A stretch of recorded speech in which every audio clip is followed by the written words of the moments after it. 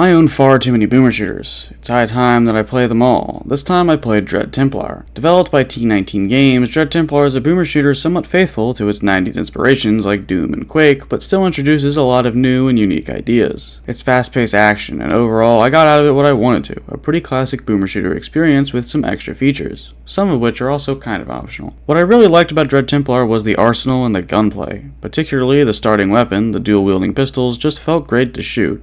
I'm not sure if I mentioned it enough while playing, though. I gotta say, these guns are pretty satisfying. I gotta say, man, I keep saying it, but these pistols are mad satisfying. I've never been this satisfied with a pistol in a game. Other guns felt pretty good too, like the bow and arrow. Guess I got a bow and arrow now. Oh, I do like my long-range weapons. Come on. Is this just infinite ammo? Oh, okay. So, yes. Essentially. But not all guns were perfect. I particularly didn't really use the wrist rocket weapon. I don't really care about this one.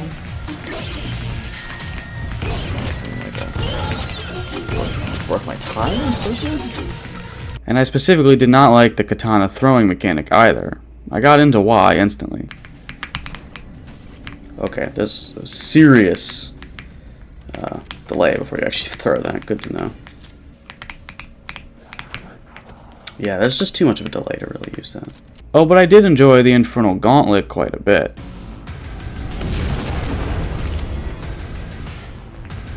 Well, I'm not really sure what that means, but it looked pretty friggin' sick. Alright, gotta say, pretty sick.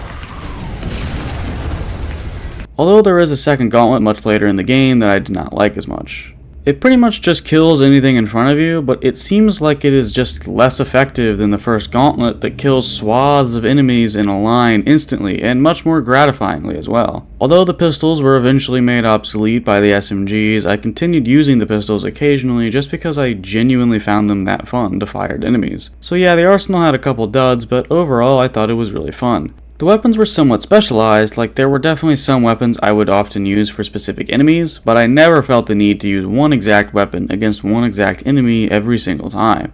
Essentially, I'm saying that Dread Templar is no strategy shooter. If you've seen my video on Fashion Police Squad, you'll know that I'm not a fan of strategy shooters. I do not wish to swap weapons out every few seconds. I find it overwhelming and unfun. To see what I do look for in a Boomer Shooter though, you can take a look at my video on Rot. Most of the guns are fun and the gunplay is great. I feel like this game does not have like a go-to weapon, but not because like they're all like very specialized, but more just because they're all fun and they're all good. Like I like almost every weapon. The movement is also good. It's fast-paced and it adds in a dash much like Ultra Kill. These are the most important features for a Boomer Shooter, and it does very well with them, so the game is already on track to be great.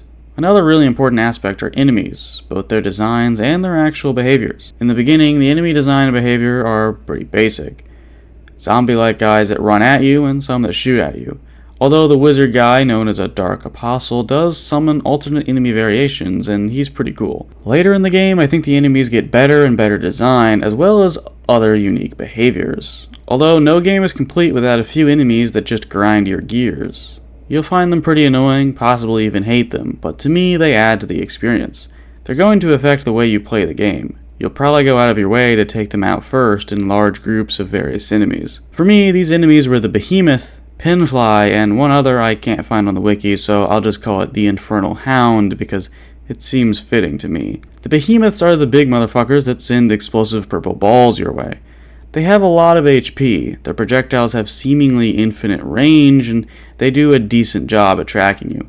They're explosive, which means that they don't actually need to hit you to do damage, but if you're anywhere close, they will do a lot of damage. The devs also particularly liked putting these enemies miles away from the actual fight, so they're just a background nuisance that will kill you when you least expect it. The most annoying part for me is how long their death animation is. I mean, I waste ammo on them even after they're already dead.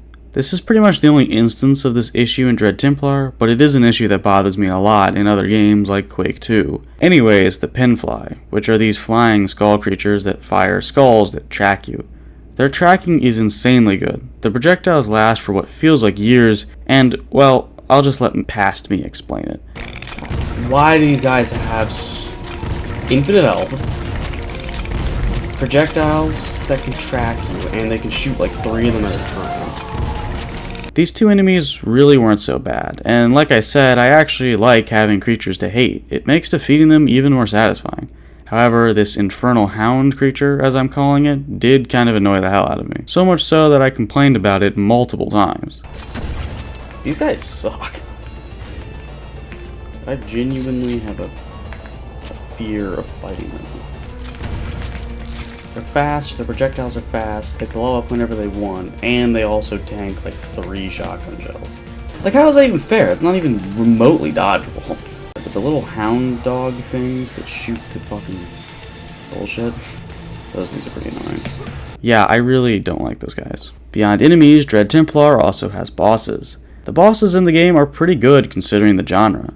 I think it's really hard to make fun and interesting bosses in boomer shooters, but Dread Templar has some of the best bosses of any boomer shooter I've seen. They have reasonable health pools, multiple attacks that are all dodged in different ways, and a few of them have really cool designs as well. Holy ball sacks. Okay, so this is just a floating heart with eyes. Cool. To lose. Can I destroy those? Oh shit. That seems like a... Okay, I just got all of his ammo back. Ow. Good to know. Oh, I want nothing to do with that. That's the boss? Okay. Did not see that coming. I was overall really impressed with the selection of boss stages in Dread Templar. They weren't particularly hard, but they were pretty fun. Short and sweet, I suppose. A weird feature that the game has is saving. I feel like the majority of boomer shooters, and the games that inspire them, allow you to save at any time in the pause menu. This allows you to use a technique known as save scumming, where you pretty much just save constantly so you never lose much progress. This isn't a tactic I employ often, only for harder games, like I used it in some sections of Half-Life Opposing Force. I probably wouldn't have used it in Dread Templar anyways, but nonetheless, the game doesn't let you do this. I like to save right before big rooms and stuff like that if I see them coming, so having that option stripped from me is mildly annoying. Instead, the game has save stations in various areas of the map that allow you to save the game. I don't think it is a downright awful feature or anything, but I do think it is an unnecessary downgrade in comparison to the ability to save whenever you choose. I was initially confused and continue commenting on it often. Oh, am I gonna be, Yeah, that's a bit ridiculous. Okay, so I'm gonna be save scumming. Ah, so there's save points. Okay, I just barely didn't make it far enough. Okay, this campaign was not me.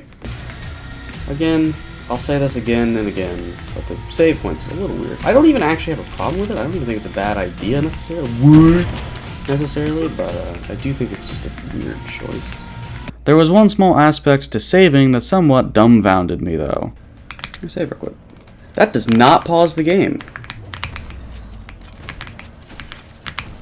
The levels in Dread Templar are pretty long, a bit longer than I would personally like for them to be. Alright, so that level was a little long, I would say. I will say that this level's getting a little long. Are there not actual levels?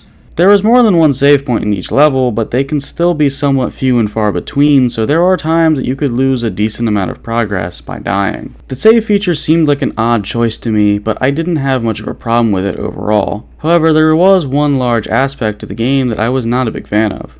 This would be the upgrade system.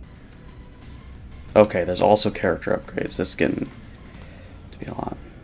Clearly, I'm just not going to upgrade much because I can't find anything in this fucking game. But this wasn't because I was directly opposed to there being an upgrade system. It was because of actually finding the resources necessary to use it. The system is not all that complicated, and although I do want my boomer shooters to be relatively simple, I do not think that this system alone overcomplicated things. My problem with it is that it's simply too expensive. I didn't really use the upgrades much at all because I simply couldn't find the currency needed to purchase new upgrade slots, called blood gems. Although the game gives you a few of these for free throughout, the other ones require a hunt. I have never found one in any secret throughout any of the game's main areas. That being said, I barely found any secrets in the game. Either I'm just blind or they are very hard to find, which I remarked on constantly. Yeah, that's right, I found one of your dumb secrets. I am not good at finding secrets, especially in boomer shooters, but honestly in anything. See, even the yellow key is kind of, like, it's not really a secret up here, but if it was, I wouldn't really be shocked. If that makes any sense? Like, you're really expected to look around for stuff. I will say, this game's secrets are like impossible to find. Oh my god, I can't. And this isn't a secret? Okay. If you say so. I cannot find secrets to save my life. There is another feature of the game that I believe is meant to ameliorate this, which is called the side area. Well, everyone loves the side area. I've never seen a game that actually, just like in text, informs you that you're entering like an optional area that is not required to be taught. Like, I've never seen a game do that. And honestly, I kind of really like it. Typically, optional areas like this in games allow the player to stock up on resources and find some more valuable rewards. I would expect that to mean that the side areas in each level contain blood gems galore, and I'm not saying that they do not, but in my limited experience with the side area, I could not find much of anything. I only did the first few side areas in the game before just ignoring them entirely. There was one with damaging floors and a decent number of enemies. It was fairly challenging, but it had almost no resources before I came to a door that just told me, not now. I didn't know what was up with that and pretty much never touched the side area again, so I never found out, even after playing through the entire game. Because I could not find blood gems for the life of me, I honestly barely even touched the upgrade system at Dread Templar, which was somewhat disappointing to me because some of the final upgrades, that would be pretty expensive to get to, sounded pretty interesting. I just didn't want to spend hours farting around in the side area in hopes of finding a single blood gem. The upgrades could have been cool, all that needs to be done is making the blood gems easier to find. Maybe they are easy to find and I'm just an absolute moron, I'm not really sure. Other than this problem I have with Dread Templar, I think it's pretty great. I barely have any other complaints at all, it's just a solid boomer shooter. The arsenal is great, the gunplay feels good, the movement is just right, the enemies are also fun and unique. The level design didn't stand out to me, but was certainly never a problem either, other than the levels being a little large in my opinion. Overall, I would give Dread Templar an 8 out of 10 and place it in the A tier of boomer shooters. You can see Hrot up in S tier heaven and Fashion Police Squad sitting down in C tier, but check out my videos on those to see why. I'll link the Steam page for Dread Templar down below, and thanks for watching. I will have to be doing a headshot compilation. Good aim, though.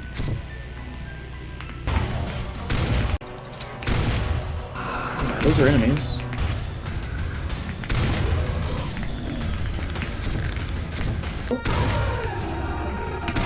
Okay, I dodged that, shoot.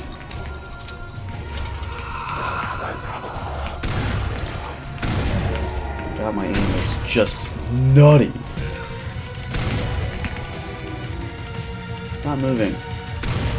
Oh, god damn. Nice shot, I know.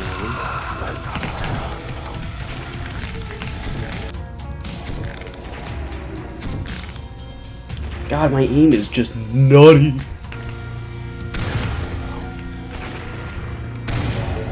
I'm all the way over there? Sure.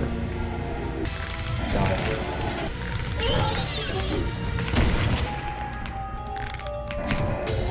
I mostly go for headshots because they're fun. This guy really died at 2 of these? Oh, the boss. Oh, god.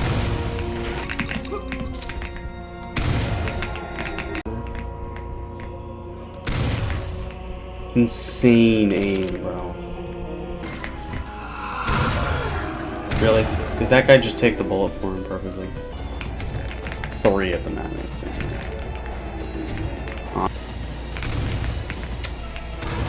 That's right, headshot. Get over it.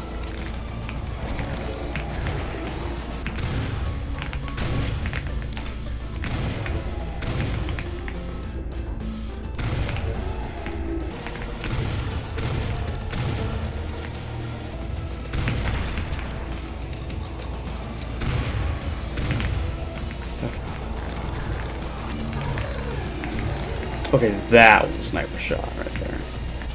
Headshot from all the way over there? That's crazy. No, okay, that's just an insane shot. I don't want to toot my own horn yet again, but what a shot, bro.